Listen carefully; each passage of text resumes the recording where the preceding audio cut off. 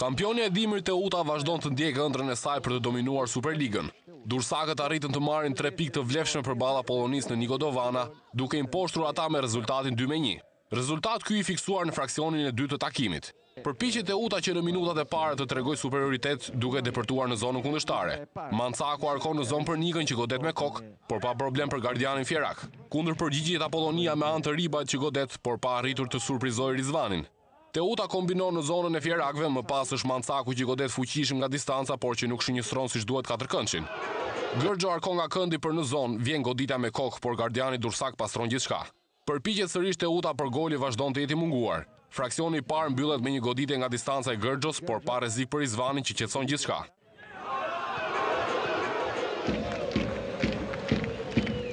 Me rikthimin në fushë Teuta përpiqet të vërë situatën në kontroll. Tentativat e shumta shpërblehen për bregdetarët në të 67-ën. Çota shmang bukur mbrojtësin dhe jep një asist për Dostin që i dhuron avantazhin Teutës. 1-0 dhe pozitat e Apollonisë janë vështirësuar disi.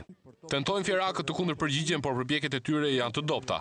Nga situata përfitojnë sërish Dursakët që arrin të thellojnë diferencën disa minuta më pas.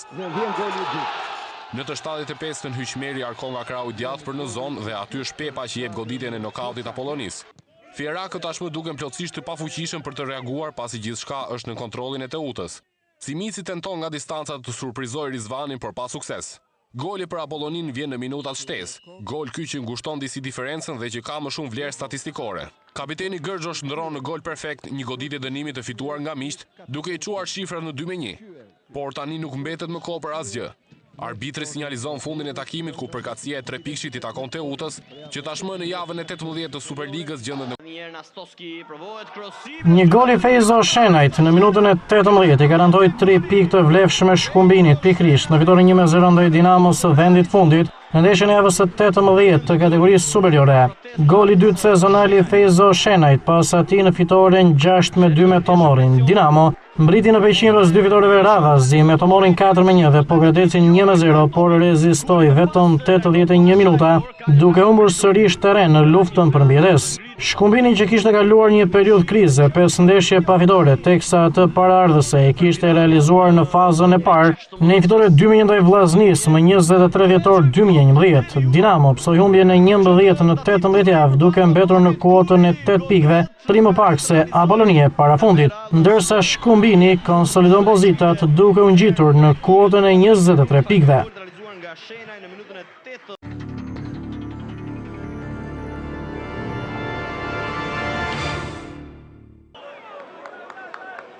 Pas kualifikimit në gjysmëfinale të Kupës së Shqipërisë, Flamurtari i kthehet fitores në kampionat duke mposhtur 0-2 Pogradecin.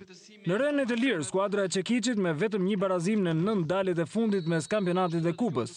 Nuk ka patur histori sfida në Pogradec, edhe pse në radhët e vlonjatëve mungonin Pezo, Selimi dhe Arbri.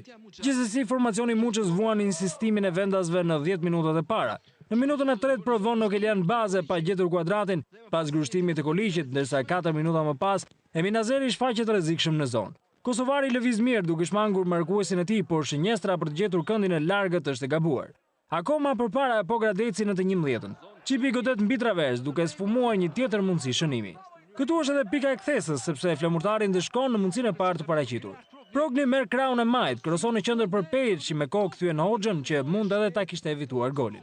1-0 dhe ligjenorët bien edhe moralisht dhe pësojnë edhe golin e dytë në minutën e 24. Progni siluron nga distanca dhe Hoxha edhe një herë nuk është i pakapshëm, duke lejuar topin të përfundojë për herë të dytë në rrjet. Mundohet të reagojë skuadra e Çekiçit që mund të rifutej në lojë në minutën e 30, por Çipi pas daljes së Koliqit godet mbi travers. E megjithatë mund të kishte shkuar më keq për Pogradecin kjo pjesë e parë, sepse sforco e 5 minutave të fundit e vlonjatëve krijon 3 topa për gol. Peç nuk gjen kuadratin në minutën e 41, ndërsa 2 minuta më pas është radha e Lenës. Me sfushori lëviz mirë, provon më të majtën për blokon Hoxha. Nuk gjen kuadratin ndërkohë Progni pas sugjerimit ftues të Peç, gjithnjë në qendër të aksioneve në minutën e 46. Teknikët bëjnë lëvizjet e tyre me rifillimin e ndeshjes, por pak ndryshime ka në mënyrën se si ato luajnë. Peç sërish pranë golit në minutën e 58. Krosimi i Sakajt mbërrin te kroati që me kokë godet, por Petrovski, futur në lojë në vend të Hoxhës, bllokon në 2 kohë. Rasti më i mirë i Pogradecit është ai minutës së 63. Eminazeri vertikalizon për Çipin, por goditja e tij bllokohet nga Koliqi në dalje.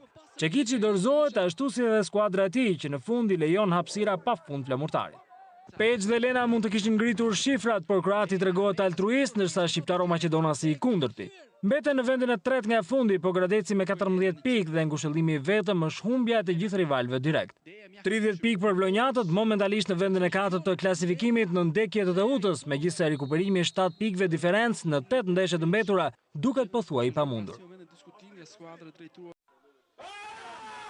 Një dy golësh i sulmuesit Vilfor Hysa i ka dhënë fitoren Laçit, që prej kohësh është i detyruar të luajë larg stadiumit vet. Në Krujë, Bardhëzini drejtuar nga përparim Daiu ka ngaluar me sukses një kundërshtar të fortë, një rival të drejt për drejt në luftën për mbijetesë, Tomorin e Beratit. Ernest Gjoka debuton me humbje në stolin e Tomorit, por për Beratasit shanset për të shpëtuar zonës play-out janë reale. Ajo që ka bërë diferencën nga qenë pikërisht minutët 70 dhe 87 e lojës, kur kanë dalë në dritë edhe dy golët e kësaj ndeshjeje të shënuar nga i njëjti autor, sulmuesi i Tiranës, Vilfor Hysa. Në këtë mënyrë, kurbinasit u shkëputen Beratasve me 3 pikë më shumë, 20 kundrejt 17 pikëve. Kurbinasit që këtë pjesë të dytë sezonit po luajnë për të shpëtuar fazës play-out si rrallëherë në 3 vitet e fundit, edhe javën që vjen mund të marrë një 3 pikësh, por vetëm nëse kalojnë mbi Dinamon në kryeqytet.